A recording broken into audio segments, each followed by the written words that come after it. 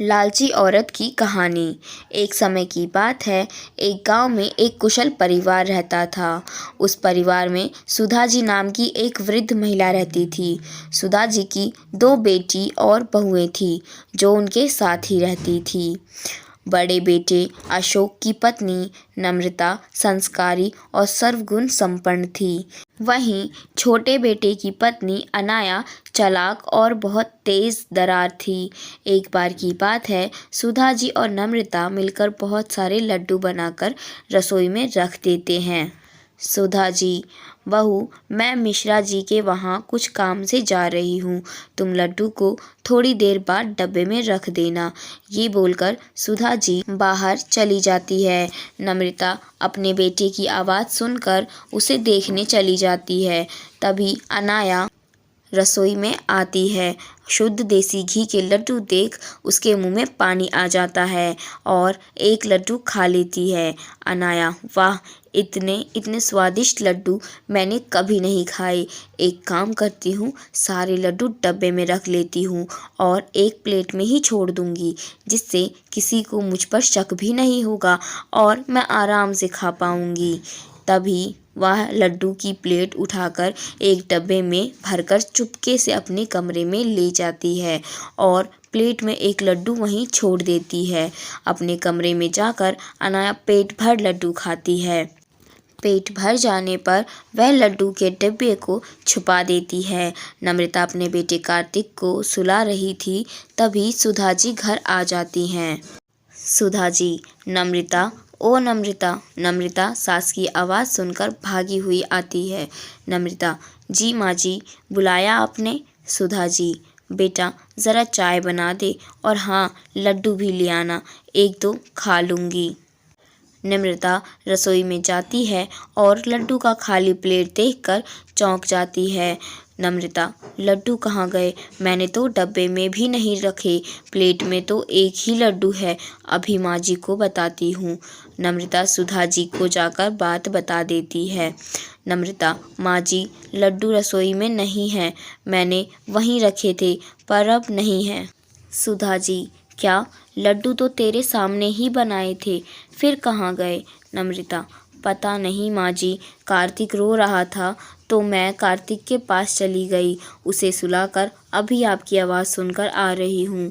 सुधा जी रसोई में जाती है और अनाया लड्डू से भरा मुंह जल्दी जल्दी साफ करती है और रसोई में आ जाती है।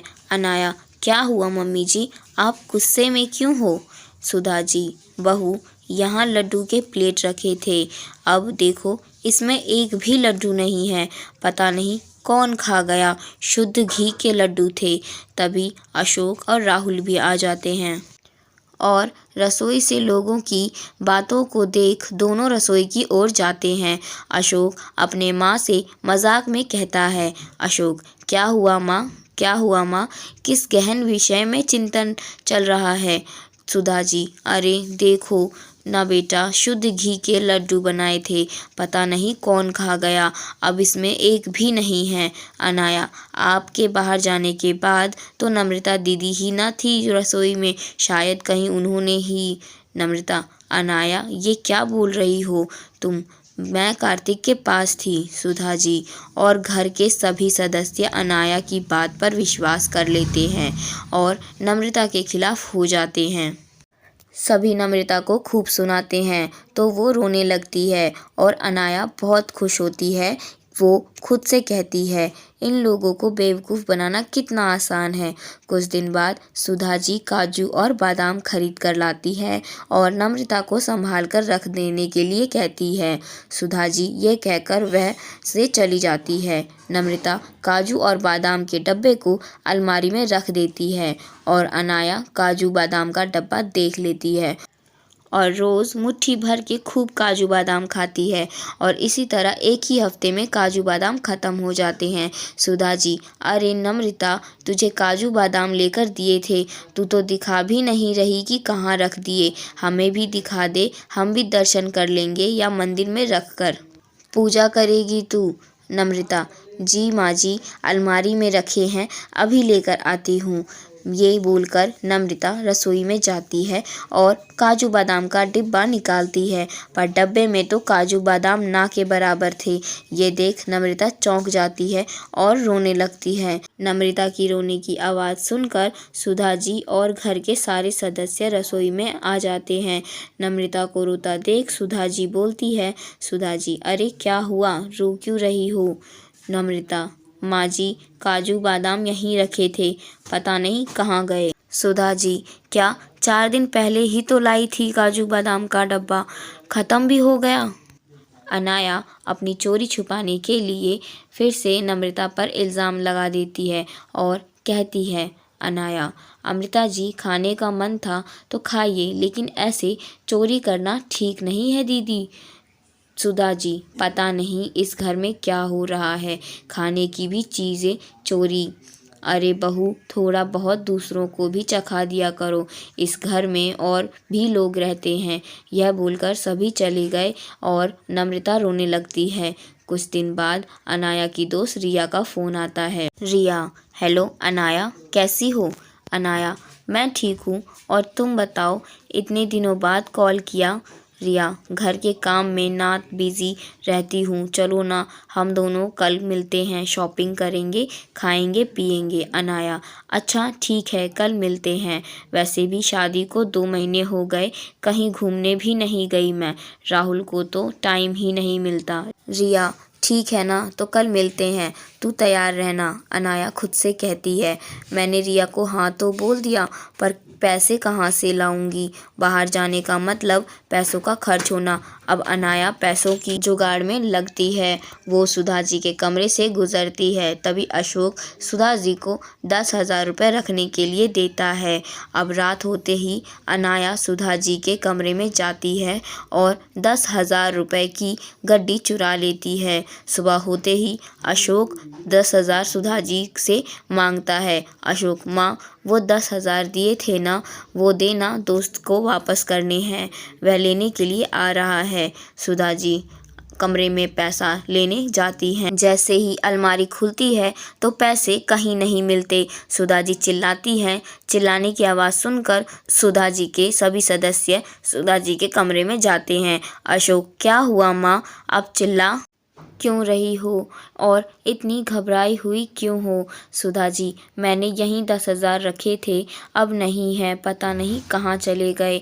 अशोक, नहीं है मतलब? माँ, वो पैसे मेरे दोस्त के थे, वो आने वाला है, मैं कहाँ से ला कर दूँगा उसे? सुधा जी, कहीं ये काम बाहर के किसी आदमी का तो नहीं, लेकिन हमारे घर में तो कोई आता भी नहीं है। अशोक, हाँ माँ, आप सही कह रही हो, अब मैं पुलिस को ही बुलाता हूँ। सुधा जी, हाँ यही ठीक रहेगा, हमारे घर में कुछ ना कुछ चोरी हो रहा है, अब ये पैसे भी चले गए, तू बुला ले बेटा पुलिस को। पुलिस का नाम सुनते ही अनाया घबरा जाती है। अशोक का दोस्त पैसे लेने आता है, यह देख नम्रता जल्दी से अपने कमरे में जाती है और अपने बचाए हुए पैसे लाकर अशोक को दे देती है। नम्रता के पास 10,000 देखकर सब लोग नम्रता पर शक करने लगते हैं।